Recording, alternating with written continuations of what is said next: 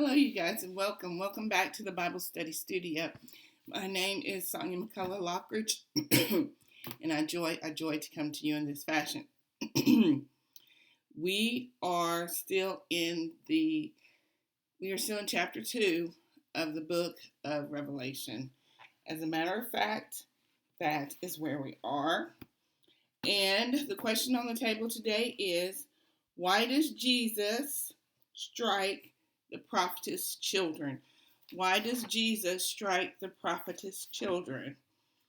And so our reading today comes from, of course, the book of Revelation.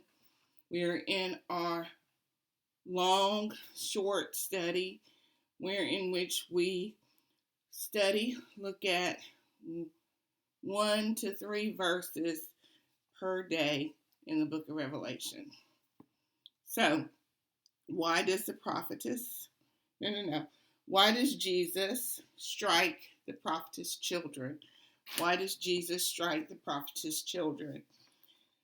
And Revelation 2:21. Why does Jesus strike the prophetess children? Revelation 2:21. 2 and 21. I gave her time to repent, but she refuses to repent of her sexual immorality. Behold, I will throw her onto a sickbed, and those who commit adultery with her I will throw into great tribulation unless they repent of her works. Our reading today actually comes from Revelation 2:23.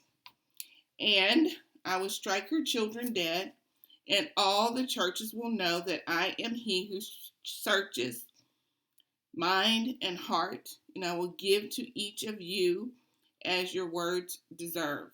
As your works deserve. Revelation 2:23. Let me read it one more time.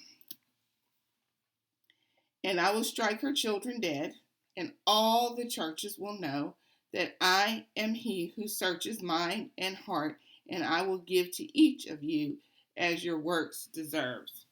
Revelation 2 and 23. Revelation 2 and 23. And that was the English Standard Version of the Bible, the ESV. I told you guys there's this place in my community that gives away free Bibles, and so I picked this one up the other day when I was in there. I picked this one up because the Bible, the ESV that I've been using, is a paper Bible. It's paperback and it's worn, and I thought it'd be nice to have a hardback one since they had it for free. I grabbed it. Revelation 2 and 23 in the Christian Standard Version of the text. Revelation 2 and 23. CSB, which is a word-for-word translation, as well as the ESV. I'm partial to word-for-word translations. I do have a few thought-for-thought translations, and those are the NLT and the NIV. Reading forward in Revelation 2 and 23 in the CSB. Answering the question, why does Jesus strike the prophetess children? Revelation 2 and 23. This is hard to read. Very, very, very small font. I will strike her children dead. Then all the churches will know that I am the one who examines minds and hearts, and I will give to each of you according to your works. And I will give to each of you according to your works. But prior to that, in verse 22, it reads, Look, I will throw her in a sickbed, and those who commit adultery with her into great affliction, unless they repent of her works. Then 23 goes on to say, I will strike her. Then all the churches will know that I am the one who examines minds and hearts. And I will give to each of you according to your works. So that keyword works is mentioned 2 times in 2 verses of the text.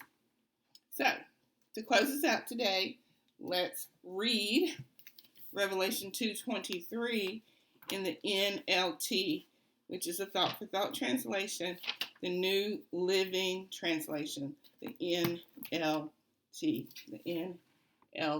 the New Living Translation.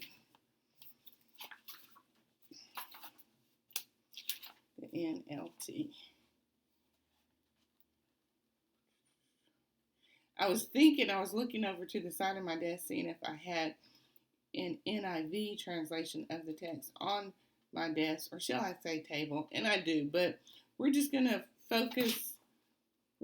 close this out today with the NLT version of the text. Revelation 2:23. 2:23. So let's go back up to 21. I gave her time to repent, but she did not want to turn away from her immorality. Therefore, I will throw her on a bed of suffering, and those who commit adultery with her will suffer greatly unless they repent and turn away from her evil deeds. 23. I will strike her children. Then all the churches will know that I am the one who searches out the thoughts and intentions of every person, and I will give to each of you whatever you deserve. Because she did not repent.